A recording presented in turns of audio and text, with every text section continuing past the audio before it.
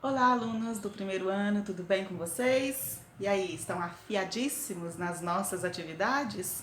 Então, vocês têm que produzir bastante, hein? Ficar parado não, tá? Então, na aula passada, na aula de ontem, tinha uma atividade para vocês fazerem e eu fiquei de voltar aqui para explicar um pouquinho sobre elas para que vocês possam fazer a correção. A primeira questão da atividade de ontem solicita que você explique o que é um palíndromo. Você tem um texto de imagem com uma frase e nesta frase ocorre um palíndromo. E a questão pede que você explique por que acontece um palíndromo nesta frase.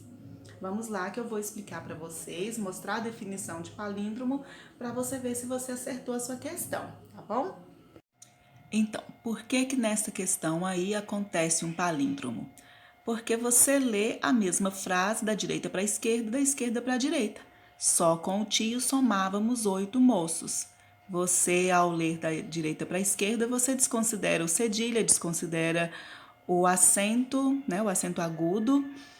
E então você faz a mesma leitura por duas direções diferentes.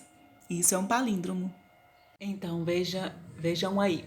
Palíndromos são palavras, frases ou qualquer sequência de unidades que pode ser lida tanto da direita para a esquerda como da esquerda para a direita. Num palíndromo, normalmente são desconsiderados os sinais ortográficos. A questão número 2 da sua atividade pede para você explicar por que este mini poema aí, do Paulo Leminski, porque ele é um haikai. Então você vai precisar entender o que é um haikai para formular a sua resposta.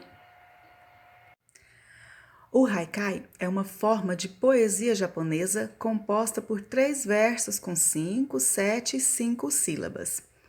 Como essa poesia chegou ao Brasil, ela chegou um pouco diferente. Aqui no Brasil não se considera rigorosamente essa distribuição de sílabas. Então os haikais são mais flexíveis na questão de contagem das sílabas aí.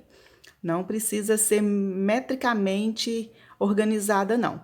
O haikai vai ser um mini poema, né, com 3 a 4 versos, que vão expor uma ideia de forma bem profunda. Geralmente ele trata de temas relacionados à natureza, às estações do ano e também aborda valores humanos. Na atividade número 4 da tarefa de vocês, pede para vocês analisarem um texto, um poeminha que tem aí, e explicar por que esse poema é um anagrama. Então você precisa compreender o que é um anagrama. É uma espécie de jogo de palavras formado pela alteração da ordem das letras ou sílabas para produzir palavras novas. E então, como vocês podem ver, olha aí que legal o jogo sonoro, né, e de palavras, de sílabas que o poeta José Paulo Paes faz neste poema aí.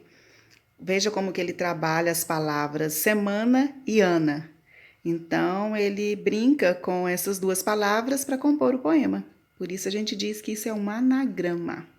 Na atividade número 6, você tem aí um trechinho de uma canção da Daniela Mercury. E a questão pede para você explicar o recurso da anáfora que foi empregado neste trecho de canção. Então é necessário que você compreenda o que é uma anáfora para que você responda. A anáfora é um recurso muito utilizado na linguagem poética. Trata-se da repetição de uma palavra ou expressão no início de frases ou no início dos versos de um poema. Então, no caso da atividade, você tem um trecho de canção em que ocorre a repetição da palavra quando no início dos versos.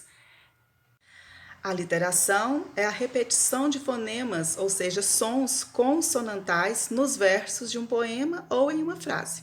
Na atividade você tem um poema. Então você vai observar a repetição do som consonantal da letra M no poema que você tem aí na atividade.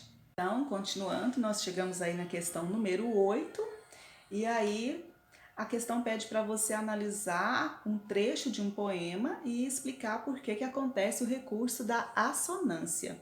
A assonância é um pouco parecido com a aliteração, só que ao invés de repetir sons consonantais, na assonância vai ocorrer a repetição de sons vocálicos.